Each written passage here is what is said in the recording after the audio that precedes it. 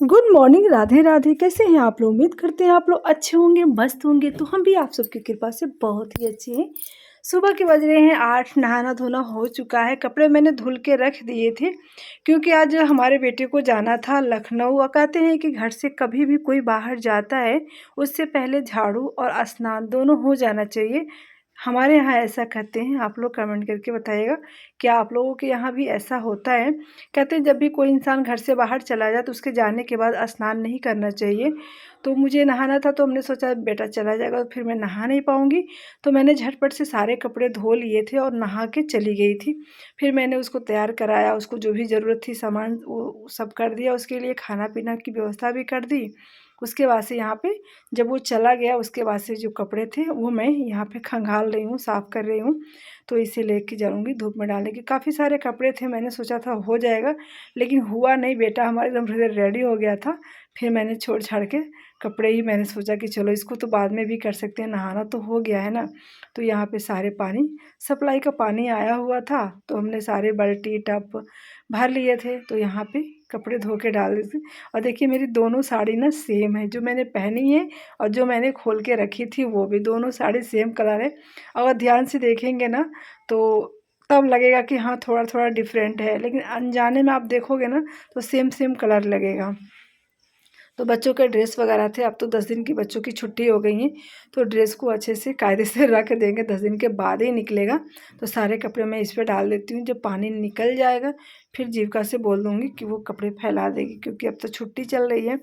और बच्चों की हेल्प की मदद से और हेल्प की वजह से सारे काम हमारे भी हुआ नहीं है, थोड़ी थोड़ी हुआ है। दिवाली तो आ गई पास में, और दिवाली है भी, लेकिन मेरी साफ़ सफाई का काम ख़त्म नहीं होता जब तक दीप नहीं जल जाएगा ना कहीं कुछ ना कुछ कमियां रहती ही हैं। क्या आप लोगों के साथ भी ऐसा होता है? धनतेरस तक मेरा कुछ भी नहीं हुआ। जीविका यहाँ पे अपना होमवर्क करना स्टार्ट कर दिए, क्योंकि ये सब मिला था उन लोगों को करने के लिए। पूरे 10 दिन का होमवर्क। इन लोगों का स्कूल खुलेगा छठ के बाद, बहुत लंबी छुट्टी है। लगता है इन लोगों के टीचर भी कहीं घर पे छुट्टियां मनाने जा रहे हों। तो जब रंग वाले मिल जाते हैं कलर ना, तो बच्चे भी खुश हो जाते हैं। कलर करने को बस मिल जाए। तो इसका मोम कलर से ये कलर कर रही है। कलर अच्छा नहीं हो पा रहा है क्योंकि कलर अच्छा मिला ही नहीं। तो देखिए सब बन जा रहा है जैसे जैसे कलर होगा। यहाँ पे और देखिए उसके बाद से जीविका यहाँ से जीविका बना रही है पटाखे जा रही है पटाखे। बनाने। तो ये कैसे साइड का दोनों निकाल दिए मैंने। हाँ देन मचीस। इसके ऊपर ऐसे रख देते हैं। हाँ फिर इसके ऊपर इसको स्टेपलर मार देते हैं। चाहे तो ग्लू भी कर सकते हो, पर ग्लू ऐसे निकल जाता है ना। हाँ फिर चारों के चारों चार तीली लेना है। फिर इसको दो को इस तरह रखना है। हाँ। फिर दो को उसके अपोजिट रख देना है। अच्छा। ठीक है। हाँ। फिर इसको इधर से मोड़ देना है, इसको इधर से मोड़ देना है। फिर इसको इधर से मोड़ देना है, इसको इधर से मोड़ देना है। ये हो जाए तो इसके ऊपर से दोबारा से अपना मार देना है। ठीक है। फिर कोई भी धागा लेना है। फिर इसको खूब खूब खूब टाइट से इसको बांध देना है इसी के ऊपर।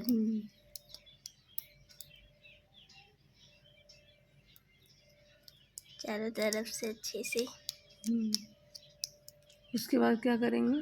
बस धागा लपेट दो, हो गया। तो माचिस कौन जलाएगा? जलाना नहीं है। इसको ऐसा नीचे से रखना है, देन इसको खूब तेज से पटक देना है। आंखें में पड़ जाएंगी तो? नहीं पटेता है। हाय इको रे बप्पा, फ्रेंडली, इतना खतरनाक खेल खेल रही है। इको फ्रेंडली पटाखा है। अच्छा। चलो आजा बाहर। ये तो दगा ही है। अरे अबे सच्ची? अब क्यों नहीं फट रहा? मुझे क्या पता। जीविका का पटाखा हुआ फेल। इसलिए बोल रही थी। अबे फोड़ा तो देखो कितना मस्त से फटा था। अच्छा, फेल हो गया। और अभी मैं जगी हूँ। इतना हालत ख़राब हो गई थी कल की कि कुछ समझ में नहीं आया। चल रही हूँ अपना काम करने। थोड़ी सी डालनी है घर पे मिट्टी, क्योंकि ख़राब हो गया है ना घर।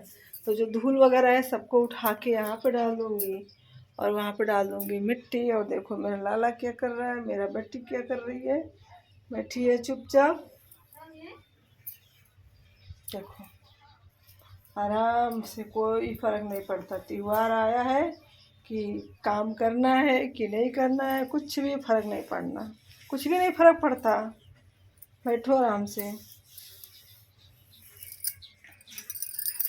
10 बजे मैं सोई थी और 12 बजे उठी हूँ। बहुत हालत ख़राब है। तो चल रहे हैं। जीविका हेल्प कराएगी?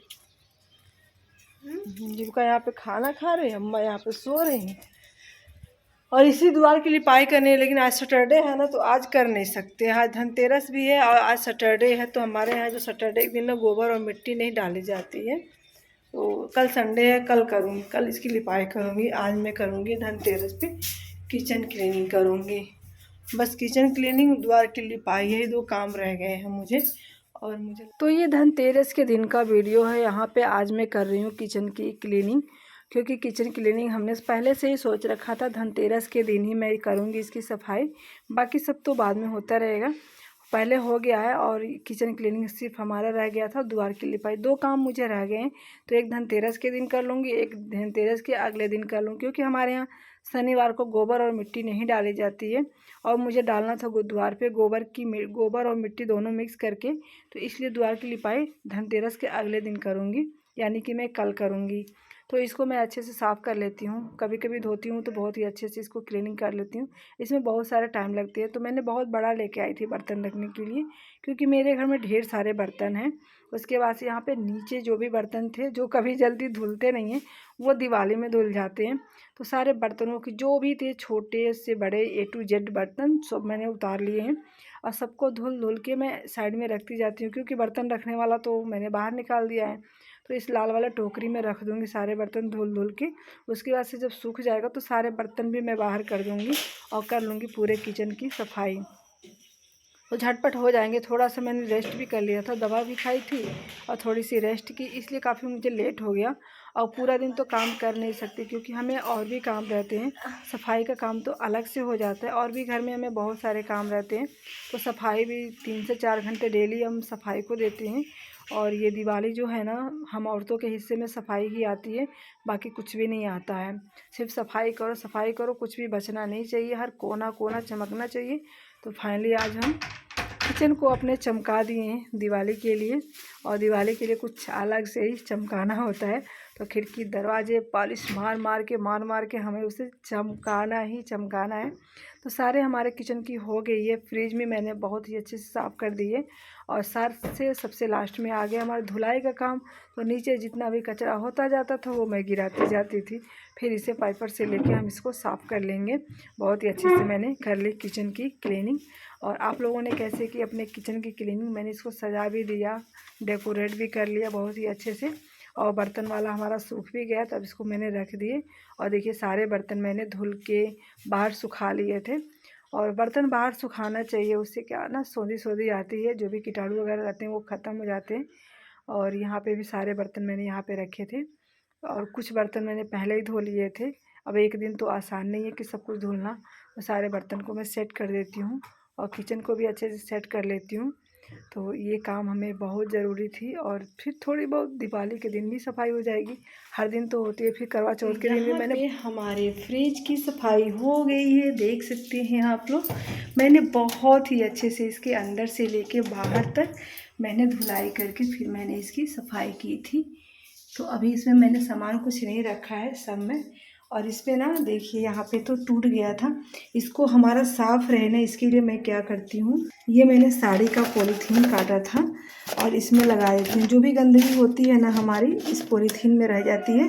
और इस पॉलीथीन को लेके हम धुल लेते हैं, तो ये हमारा गंदा नहीं होता है, ये भी गंदा नहीं होता है। तो इन दोनों में मैंने लगा के रख दिया, यहाँ पे देख सकते हैं। अब चलती हूँ फर्श की सफाई कर लेती हूँ। देखिए कहीं कहीं में मिट्टी लगी। तो फाइनली हमारे किचन का लुक देख सकते हैं, ट्रेडिशनल किचन है। क्लीनिंग हो गई है, दिवाली के लिए स्पेशल दिवाली हुई है, किचन की हमारी सफाई हो गई है। तो यहाँ पे देख सकते हैं पूरे मैंने टाइल को बहुत ही रगड़ के चमका दिया है। तो सब कुछ हमारा हो गया। और कैसा लगता है आप लोगों को हमारा किचन, कमेंट करके ज़रूर बताइएगा। गाँव में ऐसा किचन रहना चाहिए कि नहीं रहना चाहिए। अलमारी भी मैंने सेट कर दी है और यहाँ पे सब कुछ हमारा क्लीन हो चुका है, देख सकते हैं आप लोग।